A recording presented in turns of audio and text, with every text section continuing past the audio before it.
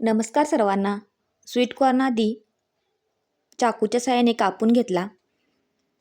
Sweet कॉर्नला मराठीत गोड मका किंवा मधुमका असे देखील म्हणतात. हा मक्याचाच एक प्रकार आहे.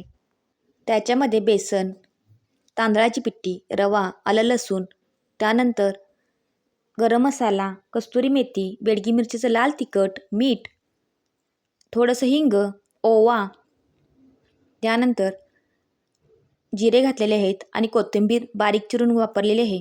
आता मिश्रण आपल्याला चांगलंसं एकजीव करून घ्यायचं आहे आणि थोडं थोडं पाणी त्याच्यामध्ये ॲड करायचं आहे. आणि आता आपण त्याची मध्यम आकारामध्ये भजी तळून घेणार आहोत.